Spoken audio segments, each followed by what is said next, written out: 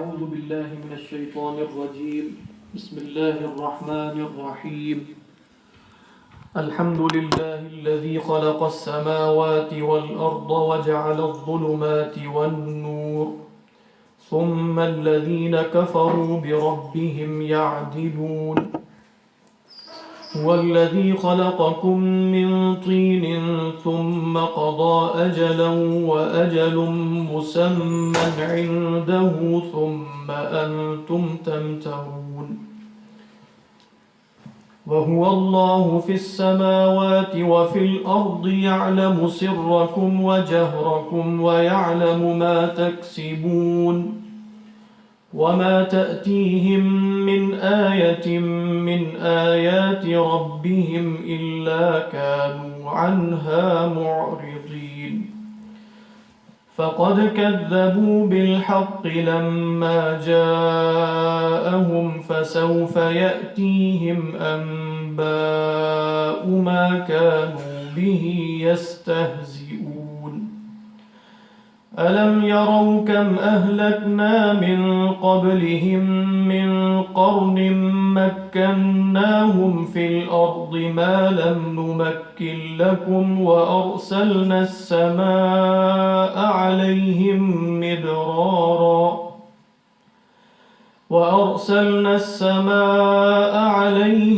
مدرارا وجعلنا الأنهار تجري من تحتهم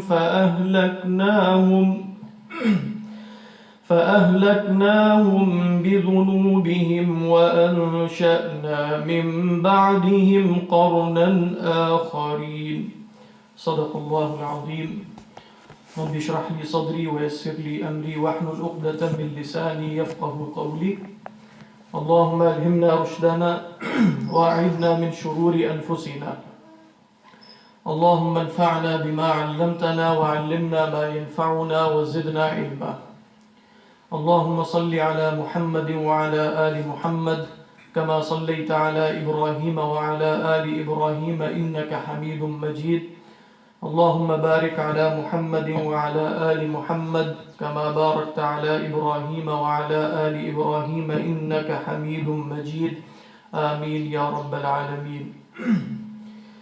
پچھلی نشست میں ہم نے سورۃ الانعام کا آغاز کیا تھا اور ہمارے سامنے یہ بات آئی تھی کہ یہ ان صورتوں میں سے ہے کہ جو اللہ کے نبی صلی اللہ علیہ وسلم پر یکبارگی نازل ہوئی، اور جب یہ صورت نازل ہو رہی تھی تو بقول سیدنا عبداللہ ابن عباس رضی اللہ تعالی عنہ آسمانوں میں ایک جشن کا سما تھا اور 70,000 یا اس سے زائد فرشتے تھے جو اس صورت کو لے کر اترے، اور یہ جو یکبارگی نازل ہوئی اگرچہ طویل صورت ہے تو اس کے پیچھے کیا حکمت ہے؟ امام راضی علیہ الرحمہ نے ایک حکمت یہ بیان کی کہ چونکہ اس صورت کا نام سورۃ التوحید بھی ہے اور اس میں اللہ سبحانہ و تعالی نے جو دین کے اصول ہیں جن کو ہم اصول دین کہتے ہیں، عقائد کہتے ہیں، ایمانیات کہتے ہیں، ان کا بیان فرمایا ہے، تو گویا اس صورت کو یکبارگی نازل کرنے کا ایک مقصد یہ تھا کہ لوگ جان لیں کہ اصول دین میں کوئی تدریج نہیں ہوتی، عقائد آہستہ آہستہ جاننے کی شے نہیں ہے، بلکہ عقائد تو یکبارگی سب کو معلوم ہو جانے چاہیے اور سب یکبارگی ہی اس پر ایمان لے آئیں۔ باقی جہاں تک شریعت کے اعمال ہیں اور فروعی معاملات ہیں، فقہی معاملات ہیں، تو وہ سب جاننا سب لوگوں پر لازم بھی نہیں ہے اور وہ نازل بھی تدریجاً ہی ہوئے ہیں، اور ہر شخص جو ہے وہ اپنی حاجت کے مطابق جتنی اس کو ضرورت ہے وہ علم حاصل کرے گا۔ جو شخص تاجر نہیں ہے اسے ضروری نہیں ہے کہ وہ تجارت کے جو شرعی معاملات ہیں ان کا علم حاصل کرے۔ اسی طریقے پر جس پر حج فرض نہیں ہے، جس پر زکوٰۃ فرض نہیں ہے، تو اس پر بھی یہ لازم نہیں ہے کہ وہ حج اور زکوٰۃ کی جو فقہی اور شرعی تفصیلات ہیں وہ جانے، لیکن یہ بات جاننا کہ اللہ سبحانہ و تعالی اس کائنات کا خالق اور مالک ہے، اللہ تعالی ہی معبود برحق ہے، اور اللہ کے نبی صلی اللہ علیہ وسلم آپ کے رسول ہیں اور آخری رسول ہیں، اور اسی طریقے پر قیامت برحق ہے، قیامت کے دن دوبارہ اٹھایا جائے گا، یہ سب مسلمانوں کے لیے جاننا ضروری ہے۔ اس میں کوئی شخص یہ نہیں کہہ سکتا کہ بھئی میں عام مسلمان ہوں، میرے لیے یہ علوم حاصل کرنا ضروری نہیں، بلکہ ہر شخص کے لیے کچھ بنیادی باتیں جاننا ضروری ہیں، اور یہی وہ بنیادی باتیں ہیں جو اللہ سبحانہ و تعالیٰ نے اس سورۃ الانعام میں بیان کی ہیں۔ پچھلی دفعہ میں نے عرض کیا تھا کہ الحمدللہ سے 4 صورتیں قرآن مجید میں شروع ہوتی ہیں، تو اس میں غلطی یہ لگی کہ 4 شروع نہیں ہوتی بلکہ 5 صورتیں الحمدللہ کے عنوان سے شروع ہوتی ہیں۔ الحمدللہ رب العالمین سورۃ الفاتحہ ہے، اور سورۃ الانعام جس کا ہم مطالعہ کر رہے ہیں، اور پھر سورۃ الکہف ہے الحمدللہ الذی انزل علی عبدہ الکتاب، اور پھر سورہ سبا ہے الحمدللہ الذی لہ ما فی السماوات وما فی الارض، اور پھر سورۃ فاطر ہے الحمدللہ فاطر السماوات والارض۔ اور جیسا کہ ہمارے سامنے یہ بات آئی تھی کہ ان تمام صورتوں میں الحمدللہ رب العالمین، الحمدللہ الذی خلق السماوات والارض، الحمدللہ الذی لہ ما فی السماوات وما فی الارض، اور الحمدللہ فاطر السماوات میں تقریباً ایک ہی مضمون ہے کہ تمام تعریفیں اس اللہ کے لیے جو رب العالمین ہے، جو مالک کون ہے، جو زمین و آسمان کا خالق ہے، اور جس نے زمین و آسمان کی تفطیر کی ہے، اس کا فاطر ہے، اس کا مالک ہے، اس کا باری ہے۔ اور پھر 5ویں حمد کس بات پر بیان کی گئی کہ اللہ تعالیٰ نے صرف یہ کائنات پیدا نہیں کی اور انسانوں کو بے یار و مددگار نہیں چھوڑ دیا، بلکہ اپنے رسول بھیجے ہیں۔ الحمدللہ الذی انزل علی عبدہ الکتاب ولم یجعل لہ عوجا۔ اور یہ بات بھی ہم نے پچھلی نشست میں دیکھی کہ اللہ تعالیٰ ہی بس حمد اور شکر کے مستحق ہیں، کیونکہ اللہ تعالیٰ وہ واحد ہستی ہیں کہ جنہوں نے یہ کائنات پیدا کی اور جنہوں نے انسان کو پیدا کیا بغیر کسی حاجت کے۔ انسان جو بھی کام کرتا ہے، کسی پر احسان کرتا ہے، اچھا سلوک ہے، وہ سب اس کے پیچھے کوئی نہ کوئی غرض ہے، چاہے وہ غرض دنیاوی ہے، اخروی ہے، یا محض اپنے نفس کو راضی کرنے کے لیے۔ کیونکہ آپ کسی شخص کو مصیبت میں دیکھتے ہیں تو دل میں ایک رقت پیدا ہو جاتی ہے، ایک دل میں نرمی پیدا ہوتی ہے۔ جب تک اس کی مدد نہ کی جائے وہ نرمی اور رقت ختم نہیں ہوتی اور انسان کو تنگ کرتی رہتی ہے۔ تو انسان کیوں کسی پر رحم کرتا ہے، کسی کے ساتھ اچھا سلوک کیوں کرتا ہے؟ یا اپنے نفس کو فائدہ دینے کے لیے، اپنے نفس سے ضرر دور کرنے کے لیے، یا اللہ کو راضی کرنے کے لیے، یا پھر صرف دنیاوی مقاصد اس کے پیش نظر ہوتے ہیں۔ اللہ سبحانہ و تعالیٰ ہی صرف حمد کے مستحق ہیں، اس لیے کہ اللہ نے جو کیا ہے وہ محض ہمیں دینے کے لیے، اس نے کچھ لیا نہیں ہے۔ اسی صورت میں ہم یہ پڑھیں گے وَهُوَ يُطْعِمُ، اگلے رکوع میں وَلَا يُطْعَمُ، وہ کھلاتا ہے، اس سے کھلایا نہیں جاتا۔ وَمَا خَلَقْتُ الْجِنَّ وَالْإِنسَ إِلَّا لِيَعْبُدُونَ مَا أُرِيدُ مِنْهُمْ مِنْ رِزْقٍ وَمَا أُرِيدُ أَنْ يُطْعِمُونَ، میں نے انسانوں کو عبادت کے لیے پیدا کیا، جنات اور انسانوں کو، میں ان سے کسی رزق کا مطالبہ تو نہیں کرتا، اور نہ میں یہ چاہتا ہوں کہ وہ مجھے کھلائیں، وہ مجھے نفع دیں۔ ان اللہ هو الرزاق ذو القوۃ المتین، اللہ ہی رزاق ہے اور قوت والا ہے۔ تو اللہ ہی ہے جو حقیقتاً حمد کا مستحق ہے۔ لہذا علماء یہ کہتے ہیں کہ اللہ کے سوا جو بھی حمد کا مستحق ہے وہ مجازی طور پہ ہے، حقیقت میں شکر، حمد اور تعریف اللہ کے سوا کسی کو لائق نہیں ہے۔ اور پھر فرمایا کہ وَجَعَلَ الظُّلُمَاتِ وَالنُّورِ، یعنی یہ کائنات بھی اس نے پیدا کی۔ یہ کائنات تو ایک ٹھوس حقیقت ہے، لیکن اس ٹھوس حقیقت کے اندر کچھ اعتباری امور ہیں، کچھ ظلمت ہے، کچھ نور ہے، کچھ شر ہے، کچھ خیر ہے۔ اس کا خالق بھی اللہ سبحانہ و تعالی ہے۔ اور بڑی تعجب کی بات ہے کہ یہ سب کچھ جاننے کے باوجود یہ اللہ کے ساتھ شرک کرتے ہیں۔ ثُمَّ الَّذِينَ كَفَرُوا بِرَبِّهِمْ يَعْدِلُونَ۔ پھر ہم نے دیکھا کہ اللہ تعالیٰ نے جب اس کائنات کی تخلیق کا بیان کیا تو اس کے بعد انسان کی تخلیق کا ذکر ہوا۔ هو الذی خلقکم من طین، وہی اللہ جس نے تمہیں ایک مٹی سے پیدا کر دیا، اور پھر ثم قضى اجلا، تمہاری ایک اجل طے کی، وقت مقرر طے کیا، دورانیہ طے کیا، اور وہ وقت طے کر دیا جس میں پہنچ کر تم مر جاؤ گے، اور اس سے ایک ساعت، ایک گھڑی بھی آگے پیچھے انسان نہیں ہو سکے گا۔ اور فرمایا وَأَجَلٌ مُّسَمًّى عِندَهُ، اور ایک اجل مسمى جو اس پوری کائنات کی اجل ہے وہ بھی اللہ نے اپنے پاس محفوظ رکھی ہے، اور یہ سب جاننے کے باوجود تم شک کرتے ہو۔ ثم انتم تمترون۔ تو یہاں تک ہم پچھلی نشست میں دیکھ چکے تھے۔ آج انشاءاللہ آگے سے چلیں گے آیت نمبر 3 سے کہ وَهُوَ اللَّهُ فِي السَّمَاوَاتِ وَفِي الْأَرْضِ يَعْلَمُ سِرَّكُمْ وَجَهْرَكُمْ وَيَعْلَمُ مَا تَكْسِبُونَ۔ دیکھیے قرآن مجید میں اللہ سبحانہ و تعالیٰ کی 3 صفات ایسی ہیں جن پر خصوصی زور دیا جاتا ہے، اور وہ 3 صفات ایسی ہیں کہ وہ اپنے اندر باقی تمام صفات کو شامل ہیں۔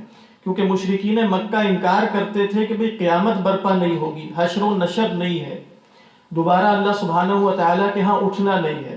تو اللہ تعالیٰ حشر و نشر پر، معاد پر، قیامت پر استدلال فرماتے ہیں اپنی 2 صفات یا 3 صفات کے ذریعے. وہ کیا ہے؟ اللہ تعالیٰ کے ہاں صفت ارادہ ہے اور قدرت ہے. اللہ تعالیٰ قادر ہے اور اللہ تعالیٰ علیم ہے.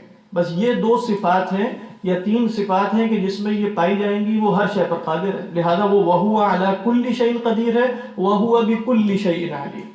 تو آپ دیکھیں گے کہ اس صورت میں بھی اور بھی بہت سی صورتوں میں جب مشرکین مکہ کا انکار نقل کیا جاتا ہے کہ بھئی ہم دوبارہ پیدا نہیں ہوں گے، تو اللہ تعالیٰ فرماتے ہیں کہ میں قدیر بھی ہوں اور میں علیم بھی ہوں. تو اس صورت میں اس آیت میں اللہ سبحانہ و تعالیٰ اپنی صفت علم کا اس بات فرما رہے ہیں. تو کیا فرمایا؟ وَهُوَ اللَّهُ، وہی ہے اللہ، فِي السَّمَاوَاتِ وَفِي الْأَرْضِ، آسمانوں میں بھی اور زمین میں بھی. یہاں علماء جو ہے وہ کچھ دیر رک کر گفتگو کرتے ہیں کہ اس آیت کا مطلب کیا ہے. اللہ تعالیٰ آسمانوں میں بھی ہے اور زمین میں بھی ہے. تو اس کا کیا مطلب یہ ہے کہ بھئی اللہ سبحانہ و تعالیٰ گویا آسمان اور زمین جو اس کی مخلوق ہیں ان کے اندر پائے جاتے ہیں. حالانکہ ہمیں تو یہ بتایا گیا ہے کہ اللہ تعالیٰ کے سوا جو کچھ ہے وہ اللہ کی مخلوق ہے اور اس میں کسی بھی قسم کی الوہیت نہیں ہے. اللہ کے سوا کوئی بھی معبود نہیں. اور اللہ سبحانہ و تعالیٰ اپنی مخلوقات سے ماوراء ہے. وہ تو مستوی علی العرش ہے، وہ تو عرش سے بھی پرے ہے، اور عرش وہ کنارہ ہے مخلوقات کا جہاں پہنچ کر مخلوقات ختم ہو جاتی ہیں. تو اللہ سبحانہ و تعالیٰ عرش سے ماوراء ہے، عرش سے پرے ہے. تو وَهُوَ اللَّهُ فِي السَّمَاوَاتِ وَفِي الْأَرْضِ کا مفہوم کیا ہوگا کہ اللہ سبحانہ و تعالیٰ ہی زمین و آسمان میں معبود برحق ہے. اسی کو دوسری جگہ یوں کہہ دیا کہ وَهُوَ الَّذِي فِي السَّمَاءِ إِلَٰهٌ وَفِي الْأَرْضِ إِلَٰهٌ، اللہ تعالیٰ ہی زمین میں بھی معبود ہے اور آسمان میں بھی معبود ہے. تو یہ نہ سمجھ لینا کہ زمین اور آسمان میں ہونے سے مراد یہ ہے کہ اللہ تعالیٰ کسی ٹائم اینڈ سپیس کے اندر بند ہے. اللہ تعالیٰ نعوذ باللہ زمان و مکان کے اندر ہے. یہ جو زمان ہے یہ خلق السماوات والارض اور اختلاف لیل و نہار ہے، یہی ٹائم اینڈ سپیس ہے. اللہ تعالیٰ کی یہ مخلوقات ہیں. اللہ سبحانہ و تعالیٰ اپنی مخلوقات سے متنزہ ہے، ماوراء ہے. اللہ سبحانہ و تعالیٰ کی ذات مبارکہ کسی مخلوق میں داخل نہیں ہوتی، وہ حلول اور اتحاد سے منزہ ہے. کیونکہ بہت سے ایسے عقیدے پیدا ہو جاتے ہیں کہ جو یہ سمجھتے ہیں کہ بھئی انسان کے اندر بھی خدا ہو سکتا ہے اور انسان جو ہے وہ نعوذ باللہ بہت ترقی کرتے کرتے اس مرتبے پر پہنچ سکتا ہے کہ وہ اللہ کے ساتھ متحد ہو جائے. تو اس طرح کے جتنے بھی عقائد ہیں وہ باطل ہیں. اللہ سبحانہ و تعالیٰ ہی معبود برحق ہیں آسمانوں میں بھی اور زمین میں بھی.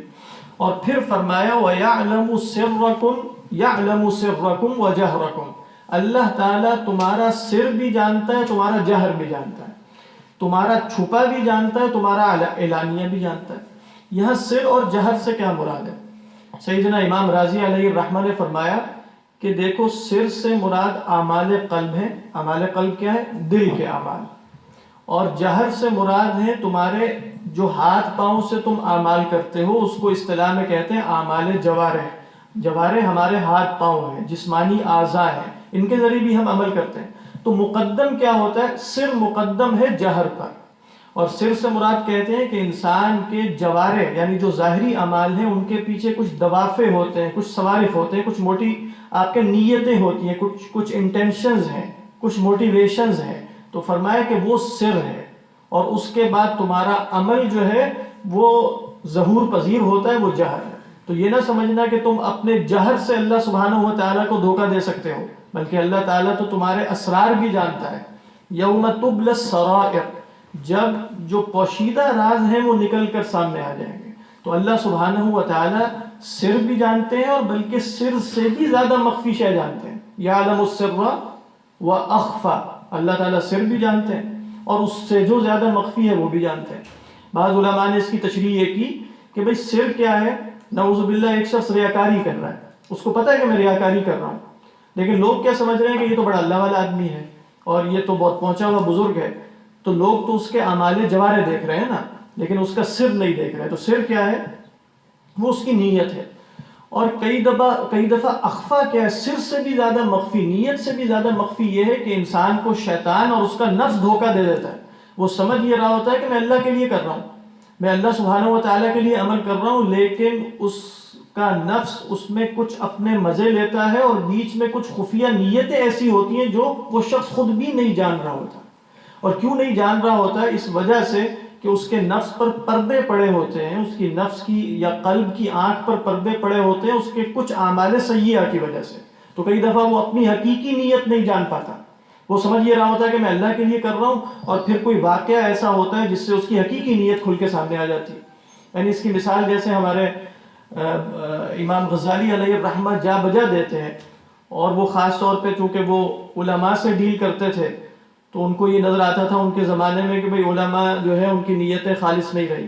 وہ کہتے ہیں ایک آدمی بیٹھا ہوتا ہے، وہ درس و تدریس کا کام کر رہا ہے، اس کا خیال یہ ہے کہ میں اللہ کے لیے کر رہا ہوں اور اللہ ہی اس کا مقصود ہے، لیکن پھر یہ ہوتا ہے کہ اس کے ساتھ والے گھر میں جو ہے وہ کوئی اور درس و تدریس دینے والا آ جاتا ہے، وہ اس سے بہتر ہوتا ہے، اور لوگ جو ہے وہ اٹھ کے ادھر جانا شروع ہو جاتے ہیں۔ تو کہتے ہیں اب یہ شخص جو ہے وہ اپنے دل میں کچھ خلش سے محسوس کرتا ہے کہ بھئی یہ کیا ہو رہا ہے، لوگ مجھے چھوڑ کے ادھر کیوں جا رہے ہیں۔ تو کہا کہ اگر اس شخص کے دل میں کچھ پریشانی شروع ہو گئی ہے تو اب یہ اس کو جان لینا چاہیے کہ وہ لوگوں کی آمد سے خوش تھا، وہ چاہتا تھا کہ لوگ اس کے معتقد بن جائیں اور لوگ اس کے سامنے بیٹھیں اور لوگ اس کے ہاتھ چومیں۔ اصل مقصود اس کا اللہ سبحانہ وتعالیٰ کو راضی کرنا نہیں تھا، اگر اللہ تعالیٰ کو راضی کرنا اصل مقصود ہوتا تو وہ تو خوش ہوتا کہ یہ تو ذمہ داری ہے، یہ جو ساتھ والے صاحب ہیں وہ میرے سے بہتر ہیں، زیادہ پڑھے لکھے ہیں، وہ زیادہ بہتر بیان کر سکتے ہیں، تو یہ لوگ ان کے پاس جا رہے ہیں تو بہت اچھی بات ہے، اللہ تعالیٰ نے مجھے اس ذمہ داری سے سبکدوش کر دیا۔ تو اب کیا ہے، اس موقع پر انسان کو پتہ چلتا ہے کہ وہ سارے اعمال تو سب اللہ کے لیے نہیں تھے، اس کے پیچھے تو نفس کے مزے تھے، اس کے پیچھے تو نفس کی بری نیتیں تھیں، تو یہ سر سے بھی زیادہ مخفی ہو جاتا ہے۔ تو اللہ تعالیٰ فرماتے ہیں یعلم السر واخفی، اللہ تعالیٰ سر کو بھی جانتا ہے، تمہارے چھپے رازوں کو بھی، اور جن چھپے رازوں کو تم خود نہیں جان رہے ہوتے ان کو بھی اللہ سبحانہ و تعالیٰ جانتے ہیں۔ تو جب اللہ تعالیٰ جو ہے وہ یہ کہتے ہیں کہ میں پوشیدہ کو بھی جانتا ہوں، تو اس کا فائدہ کیا ہوتا ہے؟ یعنی جو بھی اللہ کی صفت ہے اس کے پیچھے انسان کے لیے ایک عمل ہے۔ آپ نے سنا ہوگا یا نہیں سنا ہوگا، عبد الرحمن السلمی علیہ الرحمہ ایک بہت بڑے تابعی تھے، اور کبار تابعین یعنی ایسے تابعین جنہوں نے بڑے بڑے صحابہ کو دیکھا ہوتا ہے، یعنی یہ وہ صاحب تھے عبد الرحمن السلمی جنہوں نے سیدنا عثمان ابن عفان رضی اللہ تعالی عنہ اور سیدنا عبداللہ ابن مسعود سے قرآن پڑھا تھا۔ تو کہتے ہیں حدثنا الذین كانوا يقرؤوننا القرآن، ہمیں بتایا ان لوگوں نے جو ہمیں قرآن پڑھایا کرتے تھے۔ پھر فرماتے ہیں کون؟ کعثمان ابن عفان و عبداللہ ابن مسعود، جیسا کہ عثمان ابن عفان ہے رضی اللہ تعالی عنہ اور عبداللہ ابن مسعود، وہ کیا بتاتے تھے ہمیں کہ کننا لا نتعلم 10 آیات، بلکہ فرمایا ما کننا نتجاوز 10 آیات الا وقد تعلمنا ما فيها من العلم والعمل، کہ ہم 10 آیات سے آگے نہیں بڑھتے تھے جب تک اس میں جو علم اور عمل ہے دونوں نہ سیکھ لیں۔ تو میں ان کا بتانے کا مقصد کیا تھا کہ ہر آیت میں چاہے آپ کو وہ محسوس ہو کہ یہ تو صرف عقیدے کا بیان ہے، یعنی تو اللہ کی صفات کا بیان ہے، اللہ تعالیٰ جانتا ہے، بس ٹھیک ہے مان لیا جانتا ہے، تو کہتے ہیں ایسا نہیں ہوتا۔ جہاں بھی اللہ سبحانہ و تعالیٰ کی صفات کا بیان ہوتا ہے وہاں ایک تو ہے کہ آپ نے ماننا ہے، کیا کرنا ہے؟ ماننا ہے کہ اللہ کے ہاں یہ صفات ہیں، اللہ تعالیٰ جانتا ہے، اللہ تعالیٰ پر کوئی شے مخفی نہیں ہے، یہ تو علم ہو گیا، اس کو ہم ایمان کہتے ہیں، اس کو ہم عقیدہ کہتے ہیں۔ لیکن ساتھ ہی وہ علم، ایمان اور عقیدہ آپ سے کسی عمل کا تقاضا بھی کر رہا ہوتا ہے، اور وہ عمل کئی دفعہ عمل قلب بھی ہو سکتا ہے یا عمل جوارح بھی ہو سکتا ہے۔ تو فرماتے ہیں جو بھی آیت ہے اس میں کوئی نہ کوئی علم ہے یا عمل ہے۔ تو اس آیت میں علم تو واضح ہے کہ آپ نے ماننا کیا ہے، جس کے بغیر آپ مسلمان ہی نہیں ہو سکتے، کہ اللہ تعالیٰ کا علم شامل ہے، ہر شے کو محیط ہے۔ وَلَا يُحِيطُونَ بِشَيْءٍ مِّنْ عِلْمِهِ إِلَّا بِمَا شَاءَ، اور انسان اللہ کے علم میں سے کچھ احاطہ نہیں کر سکتا مگر جو اللہ چاہے، جتنا اللہ تعالیٰ دے دے۔ اور عمل کیا ہے؟ کہا کہ عمل ہے مراقبہ، یعنی اللہ کی صفت علم سے جو انسان کے اندر عمل پیدا ہوگا وہ عمل مراقبہ ہے۔ مراقبہ سے مراد کوئی بند کمرے میں لائٹ بند کرنا مراد نہیں ہے، مراقبہ سے مراد ہے مراقبۃ اللہ فی السر، اللہ سبحانہ و تعالیٰ کا مراقبہ کرنا اپنے سر میں، کیونکہ اللہ تعالیٰ سر کو جانتا ہے، یعلم السر وما اخفى واخفى، تو اللہ تعالیٰ کا یہ علم انسان سے اس بات کا تقاضا کر رہا ہے کہ ہر آن وہ اللہ کا مراقبہ کرے اپنے سر میں۔ سر میں کیا ہوتا ہے؟ سر میں انسان کی سوچیں ہوتی ہیں، انسان کے افکار ہوتے ہیں، اس کے ذہن میں جو وسوسے آ رہے ہوتے ہیں وہ ہوتے ہیں، کسی اور کے متعلق وہ کیا سوچ رہا ہے، دل میں کسی اور کی غیبتیں کر رہا ہوتا ہے۔ یعنی اصل مسئلہ یہ نہیں ہے کہ آپ کسی کے سامنے کسی کی غیبت کریں، یہ تو بڑا گناہ کبیرہ ہے، اس سے بچنے کے لیے ضروری ہے کہ انسان اپنے نفس کے سامنے بھی کسی کی غیبت نہ کرے. یعنی ایک ہے جب ہم اس کو حدیث النفس کہتے ہیں نا، اپنے آپ کو ہم چیزیں بتا رہے ہوتے ہیں، اچھا یہ ہے، ایسا ہے، سوچ رہے ہوتے ہیں، کسی کے متعلق سوچ رہے ہوتے ہیں، برے خیالات بھی آ رہے ہوتے ہیں، سب کچھ ہے. تو کہا کہ اپنی سوچوں میں، اپنے افکار میں، اپنے وساوس میں، اپنے خواطر میں اللہ سبحانہ و تعالیٰ کا مراقبہ کرنا، کہ اللہ تعالیٰ میرے دل میں کوئی ایسی شے نہ دیکھے کہ جو اللہ کو راضی کرنے والی نہ ہو. کیونکہ اللہ سبحانہ و تعالیٰ کی نگاہ اولین دل پر ہے، اعمال پر بعد میں ہے. اللہ کے نبی صلی اللہ علیہ وسلم نے کیا فرمایا؟ ان اللہ لا ينظر الى صورکم ولا الى اجسادکم. اللہ تعالیٰ تمہاری صورتوں اور تمہارے جسم کو نہیں دیکھتا، جس پر ہماری نگاہ ہوتی ہے اور ہم اس کو خوبصورت بناتے ہیں کیونکہ اس پر لوگوں کی نگاہ پڑتی ہے. ولیکن ينظر الى قلوبکم واعمالکم. وہ تو تمہارے قلوب کو پہلے دیکھتا ہے اور پھر اعمال کو دیکھتا ہے. تو یہ جو قلب ہے، یہ جو سر ہے، یہ محل نظر الہی ہے. یہ اللہ سبحانہ و تعالیٰ کی نظر، اللہ کی نگاہ کا محل ہے. تو اللہ کی یہ صفت علم ہم سے یہ تقاضا کر رہی ہے کہ اللہ ہمارے سر میں ایسی بات نہ دیکھے، نہ جانے جو اللہ کو راضی کرنے والی نہیں ہے. تو یہ عمل ہے، اس میں مراقبۃ اللہ فی السر والعلن. اللہ سبحانہ و تعالیٰ کا مراقبہ کرنا، اللہ کو اپنے اوپر رقیب جاننا. مراقبے کا مطلب کیا ہے؟ ان اللہ کان علیکم رقیبا. اللہ کے بارے میں یہ اعتقاد اور حال پیدا کرنا کہ اللہ تعالیٰ میرے دل پر نگاہ رکھے ہوئے ہیں، اللہ دیکھ رہا ہے، اللہ رقیب ہے، اللہ نگران ہے. اور اللہ سبحانہ و تعالیٰ اپنی صفات کے اعتبار سے محیط ہے. وَهُوَ مَعَكُمْ أَيْنَمَا كُنْتُمْ. تو معکم اینما کنتم سے مراد کیا؟ بعلمہ. جیسا کہ سیدنا عبداللہ بن عباس فرماتے ہیں وہ تمہارے ساتھ ہر وقت اپنے علم کے اعتبار سے ہے. تو لہذا جو بھی تم کر رہے ہو وہ اللہ کی نگاہ میں ہے. تو یہ جان لینا اور اس کا مراقبہ کرنا. اور واقعتاً آپ دیکھیں، یعنی پاک ہونے کا مطلب سب سے پہلے دل کا پاک ہونا ہے. ہم اس معنی میں نہیں کہہ رہے کہ اصل پاکی دل کی پاکی ہے، بلکہ کہنے کا مقصد یہ ہے کہ جوارے کی پاکی تو بہت ضروری ہے اعمال میں، لیکن جوارے کی پاکی ہمارے ہاں دل کی پاکی سے پھوٹنی چاہیے. ایسا نہ ہو کہ جواروں کو تو ہم بہت پاک کر لیں اور ویسے بظاہر جو ہے وہ اللہ والے نظر آئیں، لیکن دل جو ہے وہ اللہ سبحانہ و تعالیٰ کی محبت اور اللہ کے مراقبے سے اور اللہ سبحانہ و تعالیٰ کی صفات کو یاد رکھنے سے غافل ہو. تو ہر وقت یہ تصور کرنا کہ اللہ مجھے دیکھ رہا ہے، یہ مراقبہ.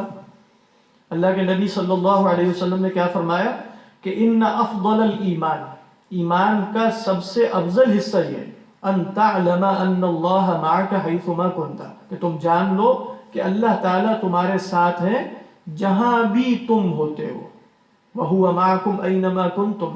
اور یہی صفت علم ہے. أَلَمْ تَرَ أَنَّ اللَّهَ يَعْلَمُ مَا فِي السَّمَاوَاتِ وَمَا فِي الْأَرْضِ مَا يَكُونُ مِن نَجْوَى ثَلَاثَةٍ إِلَّا هُوَ رَابِعُهُمْ وَلَا خَمْسَةٍ إِلَّا هُوَ سَادِسُهُمْ وَلَا أَدْنَى مِن ذَلِكَ وَلَا أَكْثَرَ إِلَّا هُوَ مَعَهُمْ أَيْنَمَا كَانُوا ثُمَّ يُنَبِّئُهُم بِمَا عَمِلُوا يَوْمَ الْقِيَامَةِ. قیامت کے دن بتائے گا کہ میری جو معیت تھی، معیت علمی، وہ محض شغل کے لیے نہیں تھی. تمہارے تمام اعمال احصاء ہو رہے تھے، اس کا شمار ہو رہا تھا، اور آج تمہیں بتا دیا جائے گا. تو قیامت کے دن فیصلے سر کی بنیاد پہ ہونے، اور یہ بات سب کے ہاتھ ہے. قیامت کے دن فیصلے ظاہری صورتوں اور ظاہری جو شہرت ہے اس کی بنیاد پہ نہیں ہوں گے.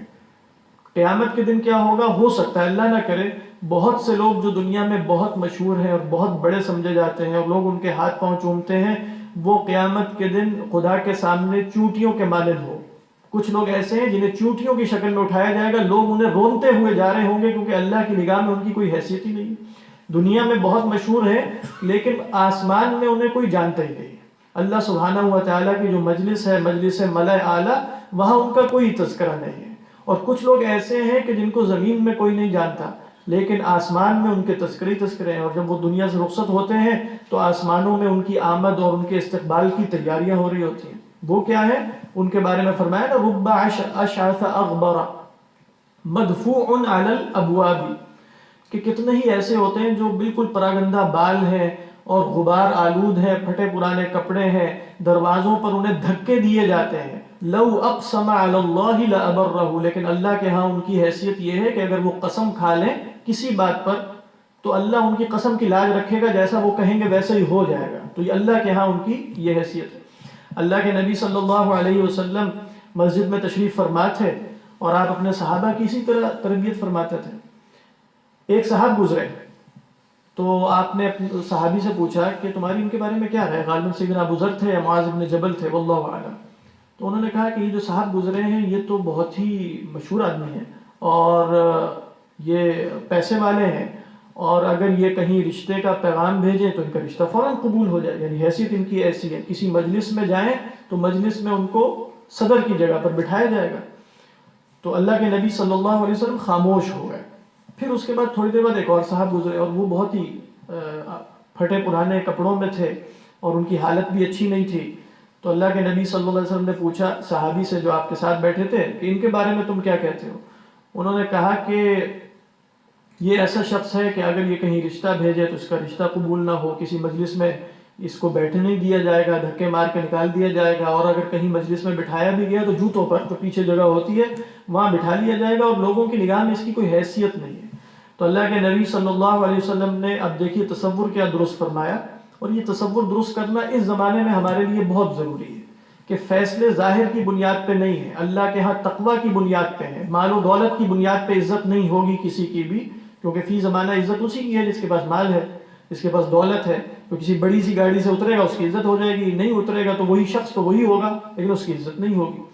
تو فرمایا اللہ کے نبی صلی اللہ علیہ وسلم نے کہ یہ جو صاحب ہیں جو ابھی گزرے ہیں، اگر پہلے والے جو صاحب تھے وہ دنیا ان سے جمع بھی ہو جائے، یعنی پوری دنیا ان سے بھر جائے، تب بھی وہ سارے مل کے اس شخص کے برابر نہیں ہو سکتے کہ جو یہ شخص ہے اس کی اللہ سبحانہ و تعالیٰ کی نگاہ میں جو حیثیت ہے. اس لیے بہت سے روایات میں یہ مضمون ہے کہ اصحاب الجنہ جو ہے اکثر وہ مساکین ہیں، یعنی جو دنیا میں جانے پہچانے لوگ نہیں ہیں، مسکین ہیں، ان کے پاس کھانے پینے کو بھی نہیں ہے، لیکن وہ لوگوں سے مانگتے نہیں ہیں. کیونکہ مسکین کی تعریف اصلاً یہ ہے حدیث میں، وہ لوگوں سے مانگتا بھی نہیں ہے، وہ ہے بھی فقیر، وہ اپنا فقر چھپاتا بھی ہے.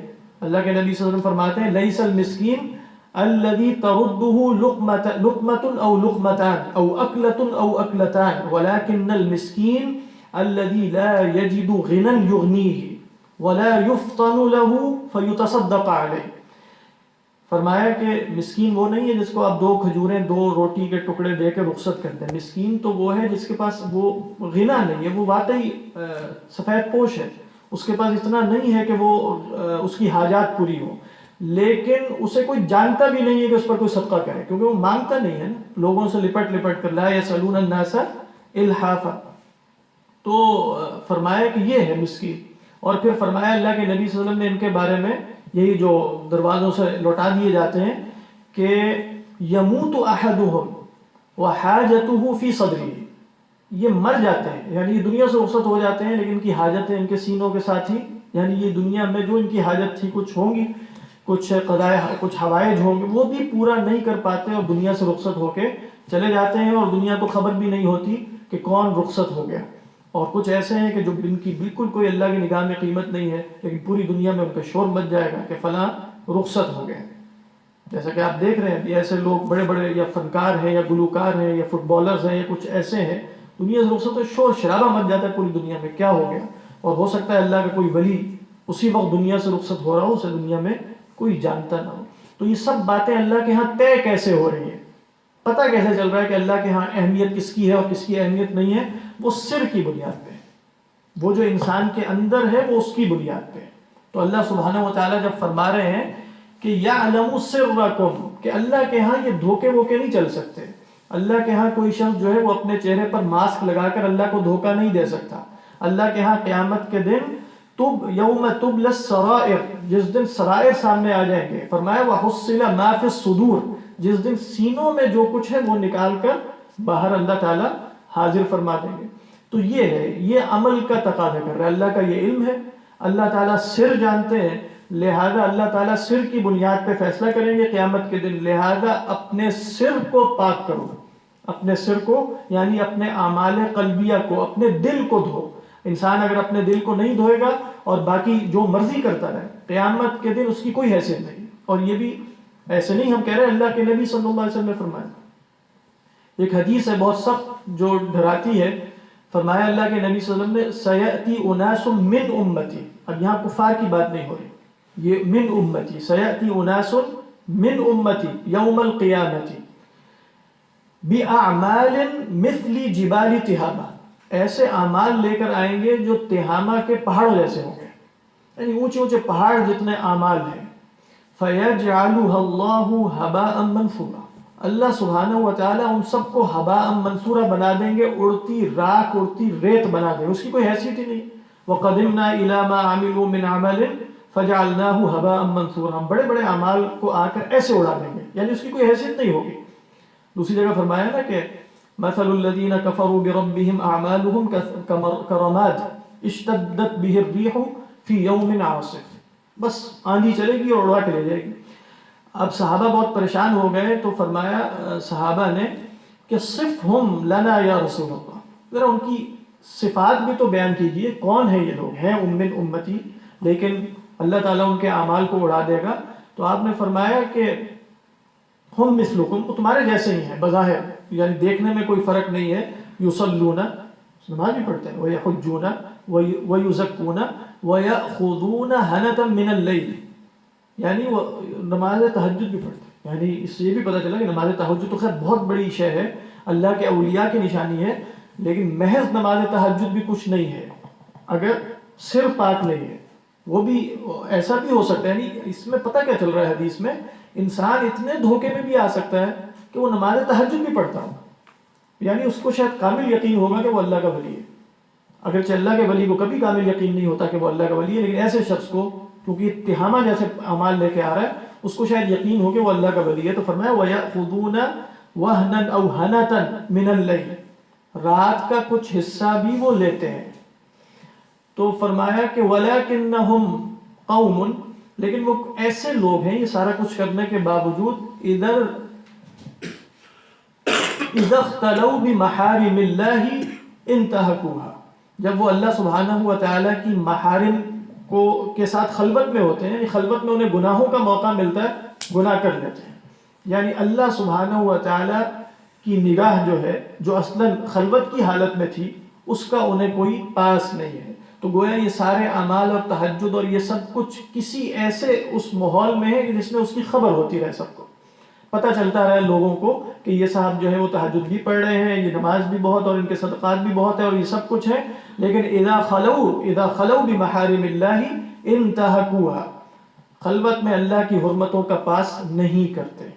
تو یہ خلوت بھی کیا، خلوت بھی صرف، یعنی ایک خلوت ہے جب کوئی بیٹھا نہیں ہے، وہ بھی خلوت ہے، اور ایک خلوت وہ ہے جب سب بیٹھے ہیں لیکن آپ بھی نہیں جان سکتے کہ میں کیا سوچ رہا ہوں اور میں بھی نہیں جان سکتا کہ آپ کیا سوچ رہے ہیں. تو ہر شخص اپنی خلوت میں، خلوت جو ہے وہ انجمن کے درمیان بھی وہ حالت خلوت میں ہی ہوتا ہے، اور جب وہ اپنے گھر میں ہوتا ہے تب بھی خلوت میں ہے. تو گویا کرائیٹیرین کیا ہے ایمان کا، یہ اللہ کی ولایت کا وہ معیار سر ہے، جس کا سر ٹھیک ہے، جس کو ہم کہتے ہیں نا قدس اللہ سرہ، اللہ تعالیٰ ان کے سر کو جو ہے وہ مقدس کرے. کسی ولی کے لیے ہم یہ کہتے ہیں تو اس کا مطلب یہ ہوتا ہے کہ اصلاً تو ان کا سر تھا جس کی بنیاد پہ وہ ولایت تک پہنچے ہیں، صرف ظاہری اعمال کی بنیاد پہ نہیں. لہذا آپ دیکھیے سیدنا ابو بکر صدیق رضی اللہ تعالی عنہ کی وفات پر سیدنا، بلکہ شاید یہ حدیث ہے مرفوع یا سیدنا عمر کا قول ہے واللہ اعلم، کہ ما فضل ابو بکر بکثرت صلاۃ و صیام، کہ ابو بکر کی فضیلت تم پر کثرت صلاۃ و صیام کی وجہ سے نہیں ہے کہ انہوں نے نمازیں زیادہ پڑھی تم نے کم پڑھی لہذا وہ سب سے افضل ہے، یا انہوں نے روزے سب سے زیادہ رکھے. فرمایا اس بنیاد پہ تو نہیں ہے فضیلت، ولیکن بشیء وقر فی صدری، وہ سر ہے. فرمایا وہ اس بنیاد پہ فضیلت ہے جو ان کے دل میں تھا، جو ان کے دل میں قرار پکڑ چکی تھی چیزیں، ان کی بنیاد پر سیدنا ابو بکر کو وہ فضیلت حاصل ہو گئی. تو یہ شخص آپ دیکھ رہے ہیں کہ یہ خلوت میں جو ہے وہ تہجد بھی پڑھ رہا ہے لیکن خلوت میں کچھ اور بھی کر رہا ہے. تو فرمایا کہ یہ تو اللہ کے ہاں ان کی کوئی حیثیت نہیں. یہی مضمون ہے جو قرآن مجید میں آپ جا بجا پڑھتے ہیں، وہ کیا ہے، ان الذین یخشون ربهم بالغیب، وہ لوگ جو اپنے رب سے ڈرتے ہیں غیب میں رہتے ہوئے.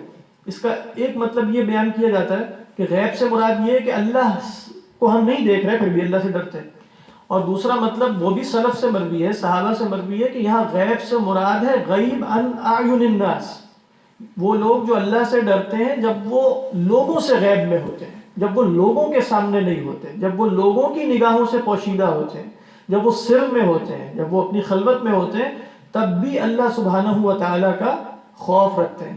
تو یہ ہے آپ کہیں عمل جو اللہ سبحانہ و تعالیٰ کی صفت علم، اور وہ صفت علم جو ہمارے سر کو جانتی ہے، ہم سے مطالبہ کر رہی ہے۔ وہ کیا ہے کہ مراقبۃ اللہ فی السر والعلن، اللہ کا مراقبہ کرو سر میں بھی علن میں بھی، اور اپنے سر کو اپنے ظاہر سے جہر سے زیادہ بہتر بنانے کی کوشش کرو۔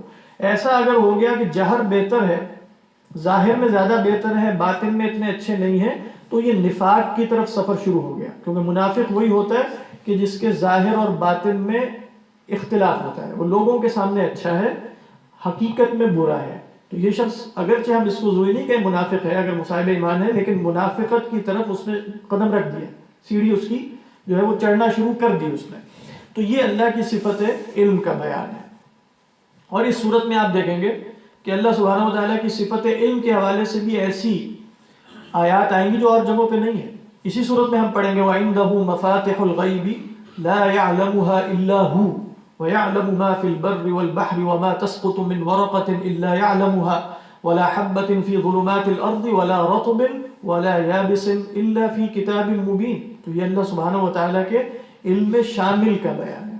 تو اب معلوم کیا ہوا کہ بھئی اللہ کے علم کو جان لینا محض یہ نہیں ہے کہ ہم عقیدے کی سطح پر اس کو اپنے دماغ میں محفوظ کر کے رکھ لیں، بلکہ یہ عقیدہ ہمارے عمل میں ڈھلنا چاہیے۔ اللہ سبحانہ و تعالیٰ کی صفت علم کا عقیدہ ہمارا حال بننا چاہیے، وہ ہمارے ظاہر اور باطن میں اس متجلی ہونا چاہیے، ظاہر ہونا چاہیے۔ تو یہ فرمایا وَهُوَ الَّذِي، تو وَهُوَ اللَّهُ فِي السَّمَاوَاتِ وَفِي الْأَرْضِ، وہی معبود ہے زمین میں اور آسمانوں میں، اور يَعْلَمُ سِرَّكُمْ، وہ جانتا ہے تمہارے پوشیدہ احوال کو بھی، وَجَهْرَكُمْ، اور تمہارے ظاہر کو بھی۔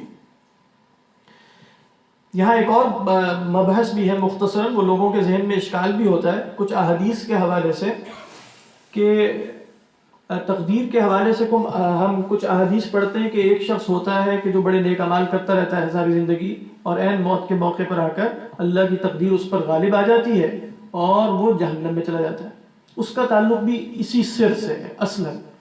اور اس کے وائس ورثہ کیا ہوتا ہے، وہ ایک شخص جو بظاہر دوزخیوں کے اعمال کرتا رہتا ہے، اور فرمایا اللہ کے نبی نے کہ جنت بالکل قریب پہنچ چکی ہوتی ہے، پھر اچانک اس پر اللہ کی تقدیر غالب آ جاتی ہے اور وہ کیا بتا رہا تھا کہ جنت کے قریب پہنچ چکا ہے، جہنم کے قریب پہنچ چکا ہوتا ہے، تو اللہ کی تقدیر غالب آ جاتی ہے اور وہ ایمان لے آتا ہے اور جنت میں چلا جاتا ہے۔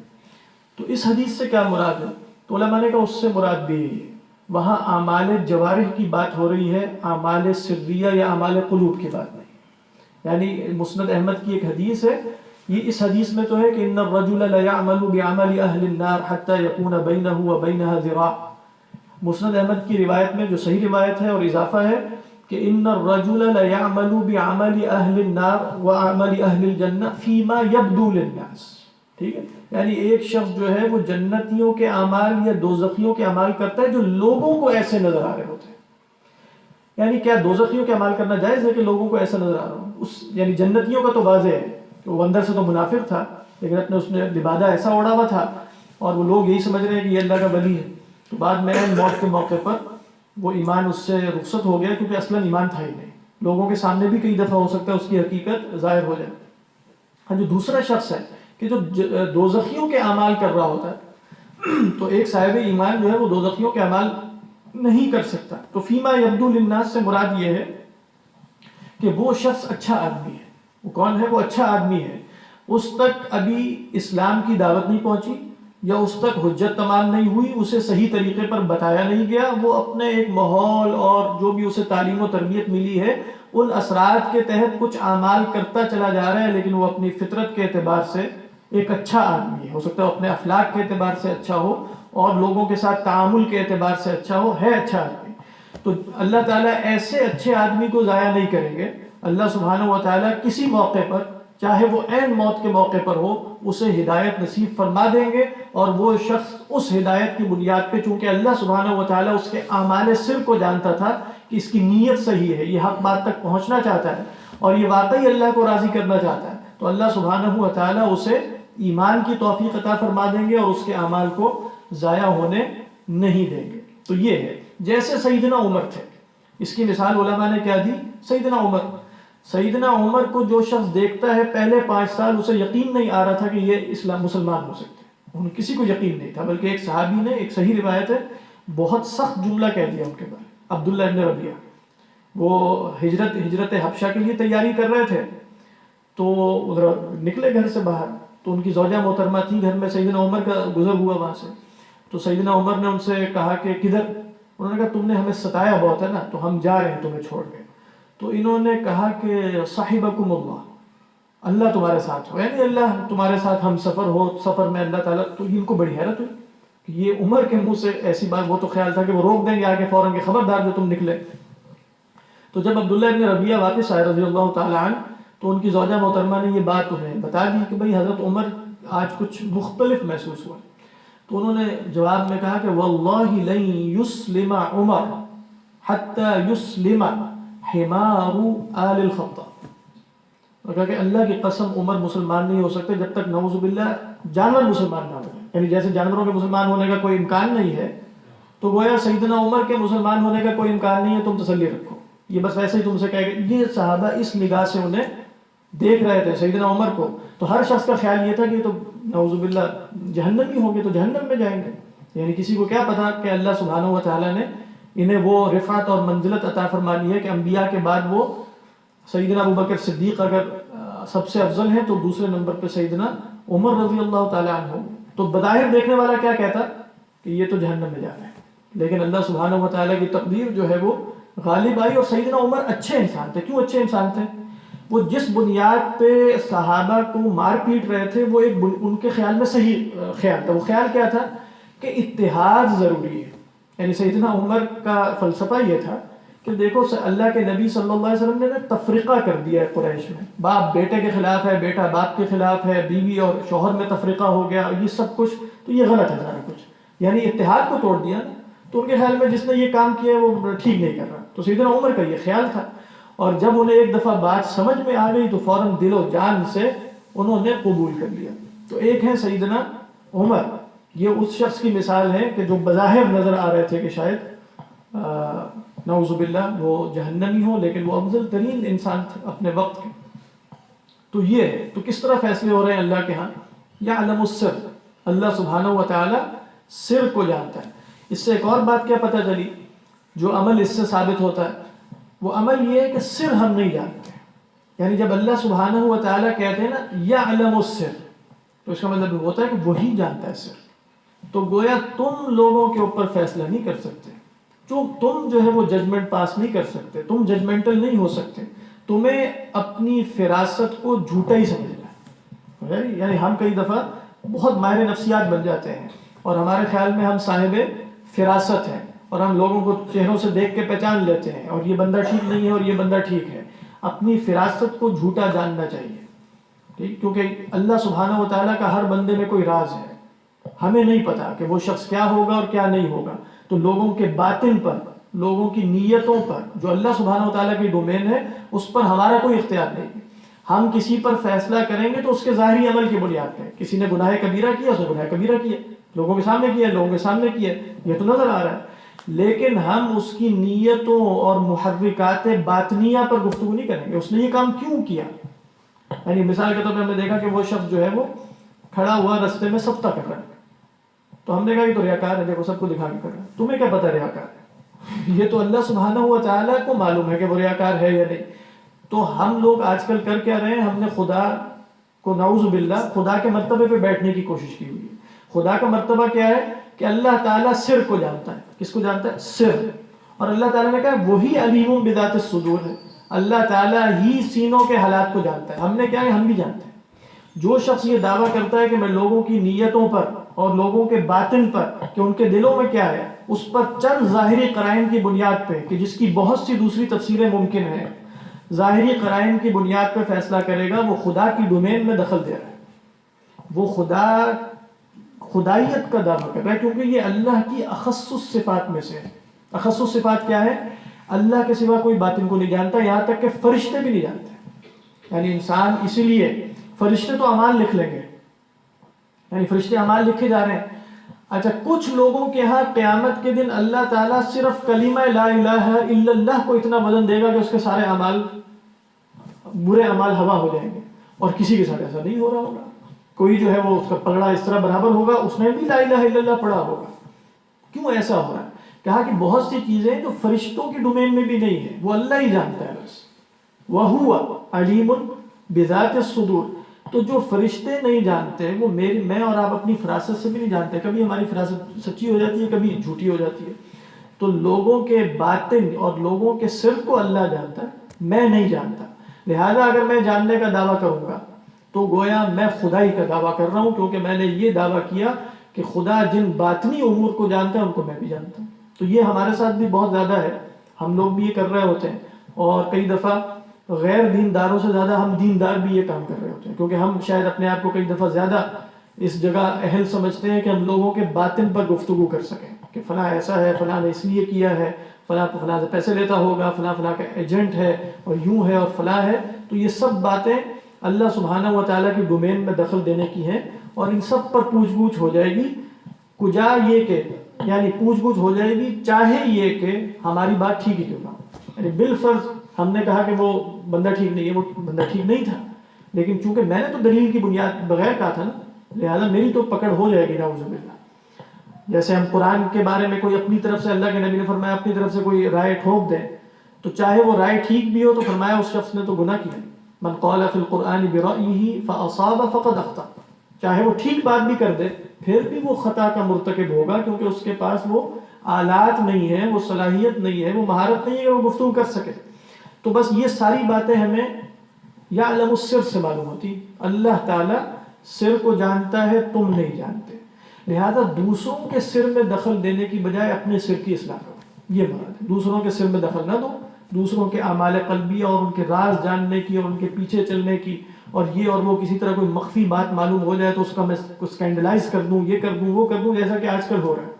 یعنی جو کام ہو رہا ہے سوشل میڈیا، اور آپ یوٹیوب دیکھ لیں، یا اس طرح کے کسی کے اوپر جو اسکینڈل والی موویز ہوتی ہیں یا جو بنائی جاتی ہیں کلپس، اس کے ویورز کی تعداد دیکھ کر کتنے لوگ گویا اس طرح کی چیزوں کی تلاش میں ہوتے ہیں کہ کسی طرح کسی کے متعلق پتہ چل جائے.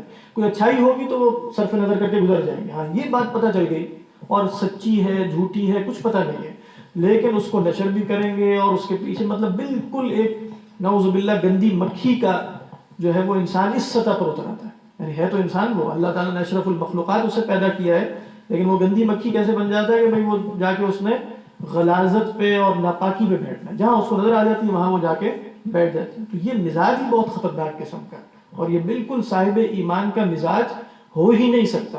صاحب ایمان کا مزاج یہ ہے کہ دوسروں کے سر کے بارے میں جب تک ممکن ہو سکے اچھی توجیہ کرے گا، ان کے لیے عذر ڈھونڈے گا، اور اپنے سر کے متعلق جتنی اچھی توجیحات ہو سکتی ہیں ان کو دلائل سے رد کرتا چلا جائے گا. یعنی اپنے بارے میں اپنی عقل کو استعمال کرے گا، اعلیٰ ذہنی صلاحیتوں کو، اپنے آزار، اپنے عذروں کو کاٹنے کے لیے، اور دوسروں کے متعلق اپنی اعلیٰ ذہنی صلاحیتوں کو استعمال کرے گا ان کو عذر دینے کے لیے کہ کسی طرح میں ان کے عمل کو جسٹیفائی کر دوں اور انہیں جو ہے وہ مورد الزام نہ ٹھہراؤں. تو بہرحال یہ ایک صاحب ایمان کا طرز عمل ہے اللہ سبحانہ و تعالیٰ کی اس صفت کے حوالے سے کہ اللہ علیم ہے، علیم بذات الصدور ہے، وہ یعلم السر و اخفا ہے. بس اس میں صرف آخری بات کیونکہ یہ سر کے حوالے سے آئی، دیکھیے جو سیدنا اسامہ ابن زید ہیں جنہوں نے جو اللہ کے بالکل اسامہ ابن زید جو اللہ کے نبی صلی اللہ علیہ وسلم کے حب تھے، ان کو کہا جاتا تھا حب رسول اللہ وابن حبی. حب بمعنی محبوب، اللہ کے نبی صلی اللہ علیہ وسلم کے محبوب تھے اور آپ کے محبوب کے بیٹے تھے. کون محبوب؟ زید ابن حارثہ، جو ابتدائی اسلام میں زید ابن محمد کے لقب سے جانے جاتے تھے، جنہیں اللہ کے نبی نے اپنا بیٹا بنایا تھا، اور پھر جب سورہ احزاب کی آیات نازل ہو گئی تو یہ حکم ختم ہو گیا. اسامہ ابن زید نے ایک غزوے میں رضی اللہ تعالی عنہ ایک صاحب کو قتل کر دیا جب وہ بس زمین پہ گر چکے تھے اور یہ اوپر چڑھ چکے تھے. انہوں نے کہہ دیا لا الہ الا اللہ. کافر تھا، میدان جنگ میں آیا تھا لڑائی کرنے کے لیے، اور گر کے پڑھ رہا ہے کلمہ، یعنی کتنے قرائن اور سارے سرکمسٹانشل جو ایویڈنس ہیں وہ سب جمع ہیں کہ یہ شخص جان بچانے کے لیے کلمہ پڑھ رہا ہے، تو انہوں نے قتل کر دیا۔ تو اب اللہ کے نبی صلی اللہ علیہ وسلم کو جب یہ بات معلوم ہوئی تو آپ شدید ناراض ہوئے، اور آپ مستقل یہ کہتے چلے گئے کہ اقتلتہ بعد ان قال لا الہ الا اللہ، کہ کیا تو نے اس کو لا الہ الا اللہ کہنے کے بعد بھی قتل کر دیا؟ انہوں نے کہا کہ یا رسول اللہ، کہ انہوں نے یہ بات تو بچنے کے لیے کہی تھی۔ اب اللہ کے نبی فرماتے ہیں حلا شققت قلبہ، یہ ہے وہ بات، تم نہیں جان سکتے۔ حلا شققت قلبہ، کیا تم نے اس کا دل پھاڑ کے دیکھا کہ اس نے اب سب کچھ بتا رہا ہے کہ اس نے جان بچانے کے لیے کہا، یعنی کتنے واضح ایویڈنس آپ کہیں موجود ہیں، ثبوت موجود ہے، عدالت بھی شاید مان لے، لیکن اللہ کے نبی صلی اللہ علیہ وسلم فرما رہے ہیں نہیں، تمہارا کام یہ نہیں ہے۔ حلا شققت قلبہ، تم نے دل پھاڑا تھا کہ اس میں تم نے دیکھ لیا کہ یہ نیت لکھی ہوئی ہے ادھر کہ میں جان بچانے کے لیے کلمہ ہے، ہو سکتا ہے، یعنی احتمال تو ہے نا کہ عین اس وقت اللہ تعالیٰ نے اسے کوئی ہدایت دی اور وہ واقعی چاہ رہا ہوں بندے سے پہلے میں لا الہ الا اللہ پڑھوں، ہو سکتا ہے، احتمال تو ہے۔ تو جب احتمال موجود ہے تو تم اسے احتمال کا فائدہ دیتے، تم اسے قتل نہیں کر سکتے۔ تو یہ ہے یعلم السر، اس حالت میں بھی سر اللہ کے سوا کوئی نہیں جان سکتا۔ تو آپ دیکھ لیں کہ ہم جو ہے وہ کئی دفعہ بہت اس حوالے سے یعنی شرکیہ کام کر رہے ہوتے ہیں۔ ہو سکتا ہے ہم دوسروں کو کہہ رہے ہوں کہ فلاں مشرک ہے فلاں مشرک، لیکن خود نیتوں کو جانچنے کے لیے بیٹھے ہوتے ہیں۔ تو نیتوں کو جانچنے کے لیے بیٹھے ہیں تو یہ تو کسی کو اللہ کے برابر قرار دینا تھوڑی ہے، تو خود اپنے آپ کو اللہ کا شریک بنانے کے مترادف ہے کہ میں اللہ کا شریک ہوں، نعوذ باللہ۔ تو یہ ہے، فرمایا یعلم سرکم و جہرکم، وہ تمہارے باطنی اعمال بھی جانتا ہے، دل کے اعمال بھی جانتا ہے، اور تمہارے ظاہری اعمال بھی جانتا ہے۔ وَيَعْلَمُ مَا تَكْسِبُونَ، اور وہ یہ بھی جانتا ہے کہ تم کماتے کیا ہو۔ یہاں امام رازی علیہ الرحمہ نے ایک سوال یہ اٹھایا کہ دیکھو دل کے اعمال کا ذکر بھی ہو گیا، سر، اور جہر کیا ہے، جو ہم نماز روزہ یا جو گناہ سرزد ہوتے ہیں جوارے سے، ان کا ذکر بھی ہو گیا۔ تو یعلم ما تکسبون کا کیا، تو کسب تو ہو چکا ہے۔ تو فرمایا کہ یہاں کسب سے مراد وہ عمل نہیں ہے، ایک ہے عمل قلب، دل میں اللہ کی محبت ایمان، یا اس کے برعکس نعوذ باللہ، اور ایک عمل جوارے ہے۔ کسب یہ ہے کہ یہ اعمال کر کے تم نے حاصل کیا کیا ہے، یہ کسب ہے، وہ بھی اللہ جانتا ہے، وہ ظاہر ابھی نہیں ہوگا نا، یعنی وہ ظاہر کب ہوگا، وہ تو قیامت کے دن ظاہر ہوگا۔ کسب ہم نے کیے ہیں اپنے اعمال، لیکن کسب اصلاً کہتے ہیں اعمال کے نتیجے میں حاصل ہونے والے ربح، یعنی پروفٹ یا لاس جو ہمیں حاصل ہو رہا ہے۔ تو فرمایا کہ وہ یہ بھی جانتا ہے کہ تم کر کیا رہے ہو، باطن میں کیا کر رہے ہو یہ بھی جانتا ہے، ظاہر میں کیا کر رہے ہو یہ بھی جانتا ہے، اور ان اعمال کے نتائج جو نکلنے والے ہیں وہ بھی اللہ سبحانہ و تعالی جانتا ہے۔ جیسے قرآن میں آتا ہے وَبَدَا لَهُم مِّنَ اللَّهِ مَا لَمْ يَكُونُوا يَحْتَسِبُونَ، دوسری جگہ فرمایا وَبَدَا لَهُمْ سَيِّئَاتُ مَا عَمِلُوا، ان کے اعمال کی سیئات قیامت کے دن ظاہر ہونا شروع ہو جائیں گے۔ جیسے ہم دیکھتے ہیں کہ بھئی پانی پیا تو اس کی تو اچھائی فوری ظاہر ہو گئی نا، کہ ہمارا حلق جو خشک ہوا چلا جا رہا ہے وہ تر ہو جاتا ہے اور پیاس بجھ جاتی ہے، لیکن بہت سے اعمال ایسے ہیں جن کی اچھائی یا برائیاں ظاہر نہیں ہوتی۔ تو فرمایا وہ بھی اللہ جانتا ہے کہ تمہارے ان اعمال کے نتیجے میں تم جا کہاں رہے ہو، تمہیں ملنا کیا ہے، تم کیا خسارہ اٹھاؤ گے، تم کیا پاؤ گے۔ وَيَعْلَمُ مَا تَكْسِبُونَ، اور یہیں سے ہمارا یہ تو خیر اس میں یہ مسئلہ تھا، باقی یہیں سے اہل سنت کا ایک موقف یہ ہے کہ انسان اپنے اعمال کا کاسب ہے۔ انسان کون ہے؟ اپنے اعمال کماتا ہے، اگرچہ کائنات میں مؤثر حقیقی اور فاعل حقیقی اور اللہ سبحانہ و تعالی ہی ارادہ رکھتے ہیں، مشیت رکھتے ہیں، ہماری مشیت بھی اللہ کے مشیت کے تابع ہے، اور ہمارے اعمال جو ہم کر رہے ہوتے ہیں ہم اس کے خالق تو نہیں ہو سکتے، خالق تو ہر شے کا اللہ ہے۔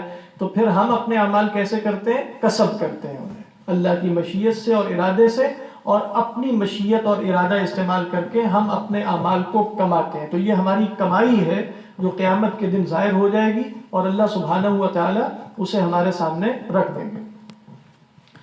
اب آپ دیکھیے کہ جو اگلی آیت ہے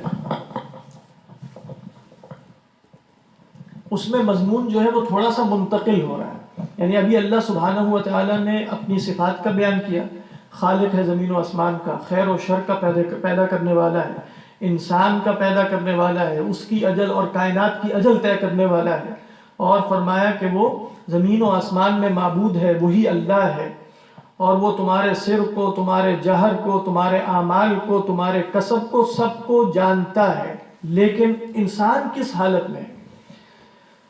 تو فرمایا کہ دیکھیں آگے کفر کی نا 3 اقسام آ رہی ہے یا 3 درجات ہیں.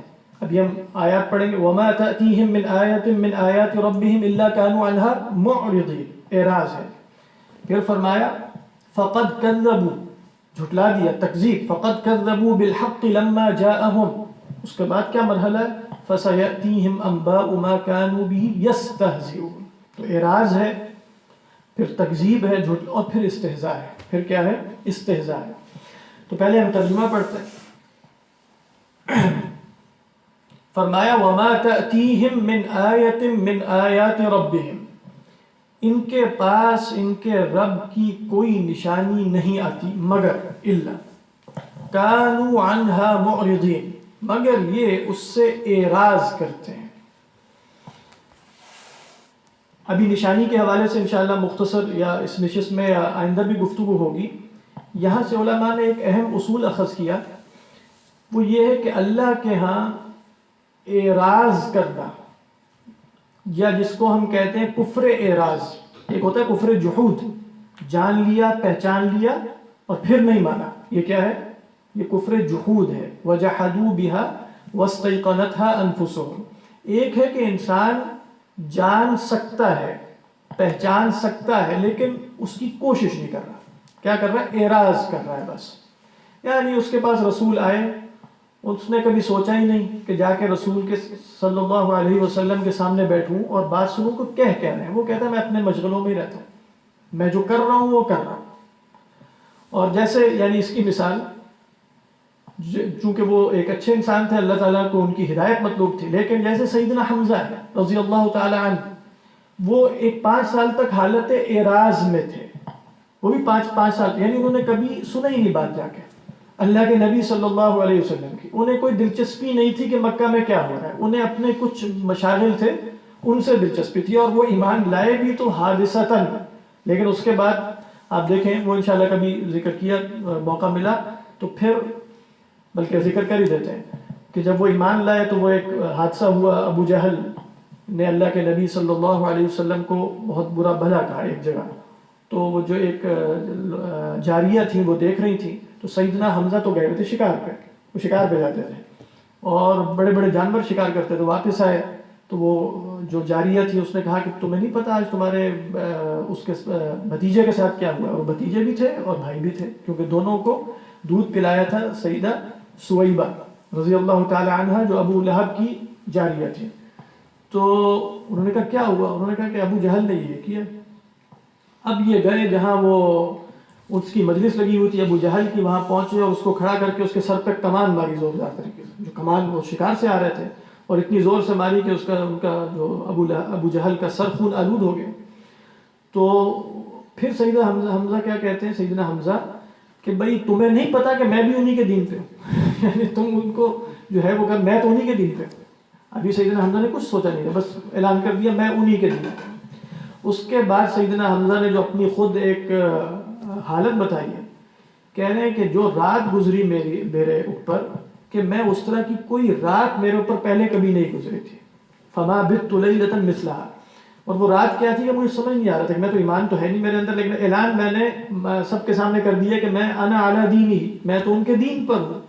تو اب انہوں نے اللہ سبحانہ و تعالیٰ سے رات کو بیٹھ کے، اور وہ دعا کے الفاظ بھی بہت زبردست ہیں کہ اللہ میں اس مصیبت میں پھنس گیا ہوں، اب کیا کروں؟ اب اگر یہ حق ہے تو اس کو میرے دل میں جما دے، اور اگر جو ہے وہ یہ حق نہیں ہے تو کوئی اس سے نکلنے کا ذریعہ بنا دے. اور پھر انہوں نے کام یہ کیا کہ اگلے دن اللہ کے نبی صلی اللہ علیہ وسلم کے پاس گئے اور ان کو بھی بتا دیا کہ میرے ساتھ یہ ہو گیا، یعنی میں آپ پر ایمان لانے کا جو ہے وہ اعلان کر چکا ہوں. پھر اللہ کے نبی صلی اللہ علیہ وسلم نے ان کے سامنے کچھ آیات تلاوت کی اور انہیں اعلیٰ وجہ البصیرہ اسی وقت ایمان حاصل ہو گیا. اعلیٰ وجہ البصیرہ ہوا، لیکن کیا تھا ابھی تک کہ ایک حالت اعراض تھی بس. تو اب یہ کیا تھے، یہ باتیں ایک اچھے انسان، وہی بات ہے جیسے سیدنا عمر کی مثال تھی کہ اللہ تعالیٰ نے ان کی ہدایت کا کوئی نہ کوئی سلسلہ کرنا تھا تو اللہ نے ایک سبب بنا دیا. اذا اراد اللہ امرا هيأ له اسبابه. لیکن کفر اعراض کیا ہے کہ بھئی میں ساری زندگی گزار دوں اور میں غور ہی نہ کروں کہ نبی نے کیا کہا ہے. تو فرمایا یہ بھی اللہ کے ہاں عذر کوئی نہیں ہے. اگر نبی آ چکے ہیں اور نبی کی دعوت بھی پہنچ چکی ہے، اور ایک شخص جو ہے وہ روز مرہ اور صبح شام کی زندگی میں اپنا وقت گزار دیتا ہے اور کبھی ان مسائل پر غور ہی نہیں کرتا، ایمان لانے کی طرف اس کی توجہ نہیں ہوتی، اپنی زندگی کے بڑے بڑے مسائل پر وہ سوچتا نہیں ہے اور صبح شام کھیل تماشے میں گزار دیتا ہے، تو یہ شخص بھی اللہ سبحانہ و تعالیٰ کے ہاں مجرم ہی شمار ہوگا، کیونکہ اس پر چاروں طرف سے اللہ کی نشانیاں آ رہی تھی لیکن یہ حالت اعراض میں تھا. ٹھیک ہے، وما تأتیہم من آیت من آیات ربہم الا کانوا عنہا معرضین.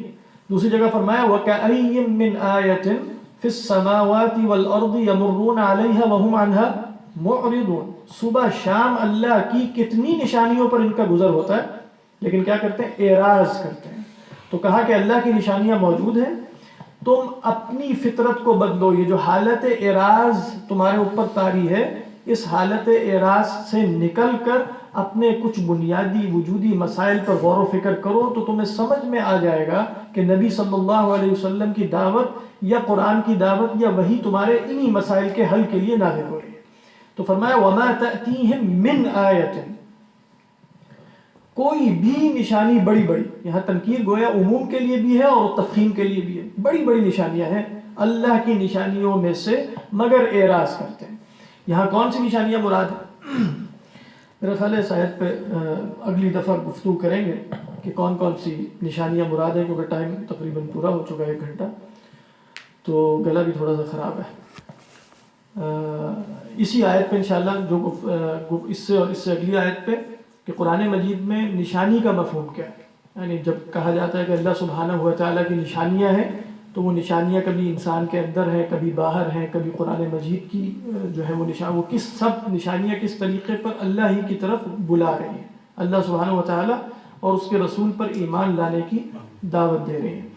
تو اللہ نے چاہا تو اگلی نشست میں انشاءاللہ اسی کو ہم کنٹینیو کریں گے. کوئی سوال ہے تو پوچھیے کسی کے ذہن میں.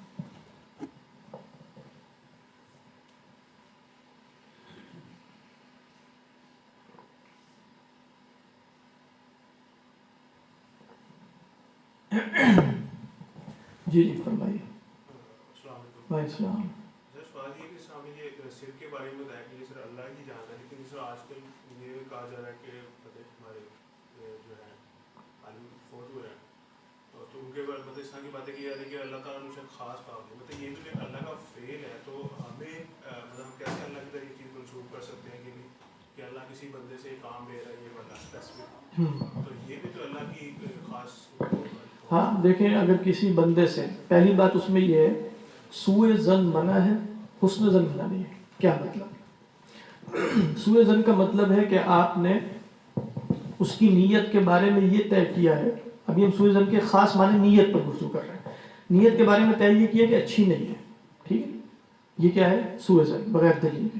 ایک یہ کہ آپ نے کہا کہ امید ہے اچھی ہوگی، ٹھیک ہے، اس پر پکڑ نہیں ہے، یقین کے ساتھ نہیں کہیں گے لیکن آپ احتمال اس کے اچھا ہونے کا رکھیں گے، ٹھیک ہے کہ نہیں.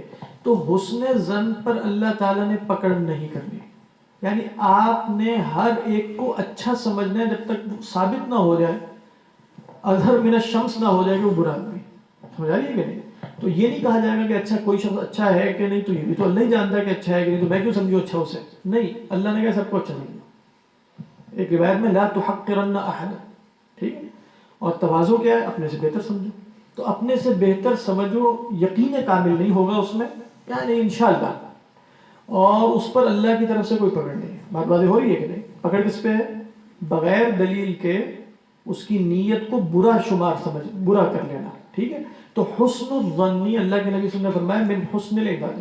حسن ظن کیا ہے؟ وہ تو عبادت کی خوبی میں سے ہے. بات واضح ہو رہی ہے کہ نہیں؟ تو اب دوسری بات یہ بات ہوئی، اس سے بھی کچھ جواب مل رہا ہوگا. تو کوئی شخص جس سے دین کو نفع ہو رہا ہے، کیا ہو رہا؟ دین کو نفع ہو رہا ہے، اور بظاہر ہمارے پاس اس کے برے ہونے کی بھی کوئی دلیل نہیں ہے، تو بس اس کے بارے میں حسن ظن رکھیے کہ امید ہے اللہ سبحانہ و تعالیٰ کی نگاہ میں وہ شخص ایک اچھا شخص ہوگا. بات ہے. لیکن بس یہ بھی ذہن میں رکھیے کہ دین سے کسی کو نفع ہو جانا بھی کامل دلیل نہیں کہ وہ اچھا شخص ہے. بات ہے. ہاں اگر ہمارے پاس اس کے برے ہونے کی کوئی دلیل نہیں تو اچھا سمجھیں گے، کیونکہ اللہ کے نبی صلی اللہ علیہ وسلم نے فرمایا ان اللہ یؤید ھذا الدین باقوام لا خلاق لهم. اللہ تعالیٰ اس دین کی مدد کر دیتا ہے ایسے لوگوں کے ذریعے جن کا کوئی آخرت میں حصہ ہی کوئی نہیں ہے. ان اللہ لا یؤید هذا الدین بالرجل الفاجر. اللہ تعالیٰ اس دین کی فاجر آدمی سے بھی مدد کر دیتا ہے. بات واضح ہے کہ نہیں؟ تو اس لحاظ سے جیسے مثال کے طور پہ آپ کہہ رہے ہوں گے کہ کوئی جیسے خادم حسین رضوی صاحب کی بات کریں، ہاں تو بس ہمارے پاس ان کے برے ہونے کی تو کوئی دلیل نہیں ہے، اور اللہ تعالیٰ جو بھی ہے. اور دیکھیں کوئی شخص مثلا ہمارے مسلک کا نہیں ہے، یا جس نظریے سے یا جس اس سے ہم بلونگ کرتے ہیں اس کا نہیں ہے، تو اس کا مطلب یہ بھی نہیں ہوتا کہ وہ اللہ کے ہاں مقبول نہیں ہو سکتا. اللہ کے ہاں وہ مقبول ہو سکتا ہے اس کی کچھ برائیاں ہوں، آپ کے وہ بدعتی ہے مثلا کوئی شخص، تو وہ اللہ کے ہاں مقبول کیسے ہوگا؟ یہ بھی سوال ہو سکتا ہے. ایک شخص بدعتی ہے اور اللہ کے ہاں مقبول ہے، تو اس میں بھی ہمیں سمجھ لینا چاہیے کہ ہمارے ہاں اصول کس طرح کے ہیں. ہمارے ہاں یہ ہے کہ ایک شخص بدعتی ہوتے ہوئے بھی جنت میں جا سکتا ہے، اور ہو سکتا ہے جہنم میں جائے بغیر سیدھا جنت میں چلا جائے. وہ کیسے؟ تو کیا اس کی بدعت کو ماننا شروع کر دیں پھر ہم کو بدعتی ہے پھر بھی جنت میں جا رہے ہیں تو ہم بدعت کے پیچھے چل پڑتے ہیں؟ نہیں. انہوں نے کہا ایک شخص بدعتی ہے، اس کی بدعت کا اس پر گناہ ہے، ٹھیک ہے، لیکن اگر مثال کے طور پہ اس کے نیک اعمال اور اللہ کے لیے قربانیاں اور اللہ سے محبت اور رسول اللہ سے محبت اور نیک اعمال اتنے بڑھ جاتے ہیں کہ وہ بدعت اس کے مقابلے میں چھوٹی ہو جاتی ہے، تو وہ بدعت کو دھو دیں گے. اگر سے بدعت موجود ہے اور اچھی شے نہیں ہے وہ، ٹھیک ہے، لیکن پھر بھی وہ شخص کیا ہے، اپنی قربانیوں کی بنیاد پہ اللہ سبحانہ و تعالیٰ کے ہاں مقبول ہو سکتا ہے. امام ابن تیمیہ علیہ الرحمہ جو تھے انہوں نے فرمایا کہ یہ جو جن کے بارے میں ہم گفتگو کرتے ہیں یہ بدعتی ہے فلاں فلاں، عین ممکن ہے، وہ کہتے ہیں کہ یہ جنت میں جا کے اپنا سامان اتار چکے ہیں، یا حتو ترحالہم فی الجنہ. لیکن ہم تو یہی کہیں گے کہ ہمیں دین سے یہ سمجھ آ رہا ہے کہ یہ بات غلط تھی بس، لیکن ہو سکتا ہے وہ مخلص رائے یعنی محنت کر کے اخلاص کے ساتھ اس رائے تک پہنچے اور وہ رائے غلط ہو، ٹھیک ہے. تو اللہ تعالیٰ جو فروعی معاملات ہیں، اجتہادی معاملات ہیں، اس میں غلط رائے پر بھی اگر کوئی شخص اجتہاد کے ساتھ پہنچتا ہے تو وہ معفو ہے، بلکہ ماجور بھی ہوتا ہے، اللہ کے ہاں اسے اجر بھی مل سکتا ہے. تو یہ بات ذہن میں رکھیے. تو بس یہ نہ سمجھیے کہ ہم بہت ایک سلیکٹڈ سے اور اپنے دائرے میں اس طرح بند ہوں کہ بھئی چونکہ یہ شخص بدعتی ہے لہذا اس کی ساری چیزیں یہ سب بھاڑ میں گئیں، ایسا کچھ بھی نہیں ہے. اور ایک اور بات بھی ذہن میں رکھیے گا کہ وہ جو حدیث ہے کہ کل بدعۃ ضلالہ وکل ضلالۃ فی النار، جو عصر اول تھا جیسے قرون اولیٰ ہے، تابعین، تبع تابعین اور اس طرح، تو اس میں عموماً بدعت کا اطلاق عقیدے کی بدعت کے لیے ہوتا ہے. لہذا کیا کہا جائے گا؟ اہل بدعت کون ہے؟ وہ ہے شیعہ ہے، روافض ہے، جہمیہ ہے، معتزلہ ہے، فلانا ہے، فلانا ہے، ٹھیک ہے. باقی جہاں تک یہ فروعی معاملات کی بدعتیں ہوتی ہیں یہ بھی بدعت ہے، لیکن یہ اس درجے سے نیچے ہے کیونکہ یہ بدعت قابل اجتہاد ہوتی ہے. اصولی معاملات میں، عقائد والے معاملات میں وہ قابل اجتہاد نہیں ہوتے، وہاں بدعت قبول نہیں ہوتی. بات واضح ہے کہ نہیں؟ تو لہٰذا صرف یہ نہ سمجھیے گا کہ کسی نے ہاتھ سے انگوٹھا چوم لیا تو یہ بدعت ہوگی تو جہنم میں چلے گا. کل بدعت ضلالہ وکل ضلالۃ فی النار. کسی نے جو ہے وہ یا رسول اللہ کہہ دیا نماز سے پہلے اور اذان سے پہلے تو وہ جہنم میں چلا گیا کیونکہ کل بدعت ضلالہ وکل ضلالۃ فی النار. بات واضح ہے؟ ایک ہے. تو اس طرح چیزوں کو دیکھیے گا تو انشاءاللہ نگاہ جو ہے وہ وسیع ہوگی، اور اللہ ہر صاحب ایمان چاہے وہ بدعتی ہے چاہے وہ فاسق و فاجر ہے، اگر وہ صاحب ایمان ہے تو اس کے لیے استغفار بھی ہو سکتا ہے، دعا بھی ہو سکتی ہے، اللہ تعالیٰ سے کہا جائے گا کہ اس کو بخش دے، جنت میں چلا جائے. تو بات کیا تھی جو اصل میں آپ کے سوال کا جواب تھا؟ نیت ہم طے نہیں کر سکتے. ہاں اچھی نیت کے بارے میں حسن ظن رکھنے سے کوئی منع نہیں کیا.